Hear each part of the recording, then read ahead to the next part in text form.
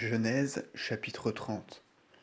Cependant Rachel, voyant qu'elle n'enfantait point pour Jacob, fut jalouse de sa sœur, et elle dit à Jacob, donne-moi des enfants, sinon je mourrai. Jacob, irrité contre Rachel, lui dit, suis-je l'égal de Dieu qui t'a privé de fruits de tes entrailles?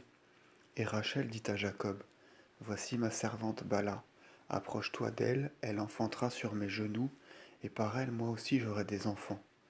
Elle lui donna donc pour femme Bala, sa servante, et Jacob s'approcha d'elle. Et Bala, la servante de Rachel, conçut, et elle enfanta à Jacob un fils. Le Seigneur m'a jugé, dit alors Rachel, il a entendu ma voix, et il m'a donné un fils. C'est pourquoi elle donna à l'enfant le nom de Dan. Bala, la servante de Rachel, conçut encore, et elle enfanta à Jacob un second fils. Et Rachel dit, le Seigneur m'a secouru, j'ai lutté contre ma sœur et j'ai prévalu. En conséquence, elle donna à l'enfant le nom de Nephtali. Lia, voyant qu'elle avait cessé d'enfanter, prit Zelpha sa servante et la donna pour femme à Jacob, qui s'approcha d'elle. Et Zelpha, la servante de Lia, conçut. Elle enfanta à Jacob un fils. Et Lia dit à la bonne heure, et elle le nomma Gad. Zelpha, la servante de Lia, conçut encore, et elle enfanta à Jacob un second fils. Et Lia dit, heureuse je suis, car les femmes m'estiment heureuse. Et elle le nomma Aser.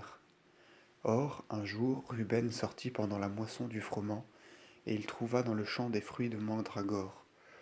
Et il les apporta à Lia sa mère, et Rachel dit à sa sœur Lia, donne-moi des mandragores de ton fils. Et Lia lui dit, n'est-ce pas assez pour toi de m'avoir pris mon époux? Me prendras-tu encore les mandragores de mon fils?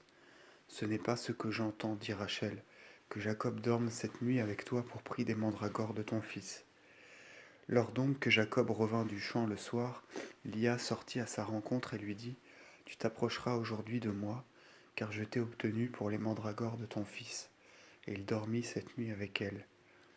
Dieu exauça Lia, elle conçut, et elle enfanta à Jacob un cinquième fils. Et elle dit, le Seigneur m'a récompensé d'avoir donné ma servante à mon époux. Elle nomma donc l'enfant Issachar, c'est-à-dire récompense.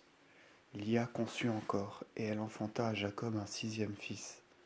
Alors elle dit, le Seigneur vient de me faire un don précieux, mon époux m'aimera, parce que je lui ai donné un sixième fils, et elle nomma celui-ci Zabulon.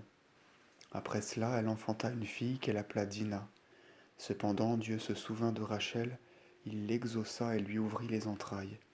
Elle conçut donc, et enfanta à Jacob un fils, et Rachel dit, Dieu a effacé mon opprobre. Elle nomma l'enfant Joseph, et elle dit, que Dieu m'accorde encore un fils. Or, il arriva qu'après que Rachel eut enfanté Joseph, Jacob dit à Laban, congédie-moi que je retourne en mon lieu natal, en mon pays. Rends-moi mes femmes et mes enfants pour lesquels je t'ai servi, qu'enfin je parle, car tu sais la servitude à laquelle je me suis assujetti pour toi. Laban lui dit, si j'ai trouvé grâce devant toi, puisque j'ai expérimenté que Dieu m'a béni depuis ton arrivée, fixe-moi ta récompense et tu l'auras. Tu sais, répondit Jacob, combien je t'ai servi, et ce qu'est devenu ton bétail avec moi. Car avant moi tu en avais peu, et il s'est multiplié grandement. Le Seigneur Dieu t'a béni sous mes pas. Maintenant donc, quand me ferai-je aussi une maison? Et Laban lui dit, que te donnerai-je? Jacob répondit, tu ne me donneras rien si tu consens à ce que je vais te dire. Je paîtrai encore tes troupeaux et je les garderai. Fais-les tous passer aujourd'hui devant nous, puis sépare désormais parmi les agneaux tout rejeton brun, et parmi les chèvres tout rejeton mêlé de blanc ou tacheté. Ce sera ma récompense. Dès demain ma justice me servira, puisque telle est avec toi ma récompense. Que tout ce qui chez moi ne sera pas tacheté ou mêlé de blanc parmi les chèvres, ni brun parmi les agneaux, me soit imputé à larcin. me soit imputé à larcin. Et Laban lui dit qu'il soit fait selon ta parole.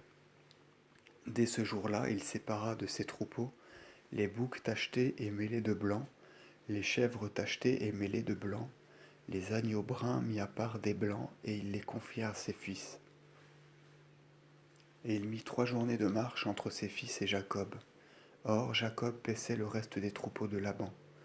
Et Jacob prit une baguette verte de styrax, une autre de noyer et une de platane, et les ayant dépouillées jusqu'à l'écorce blanche, il laissa tout autour une bande d'écorce verte, en sorte que le blanc mis à découvert les fit paraître toutes bigarrées. Il mit les baguettes écorcées dans les bras des abreuvoirs, afin que quand les troupeaux viendraient boire de l'eau, les femelles conçussent devant elles. Et les femelles conçurent devant les baguettes, et elles mirent bas des petits mêlés de blanc ou bigarrés ou cendrés tachetés. Et Jacob sépara les agneaux, il plaça en avant des troupeaux tout mâles mêlés de blanc, tout agneau bigarré, et il prit pour lui les rejetons qui devaient lui revenir sans les mêler avec les troupeaux de Laban.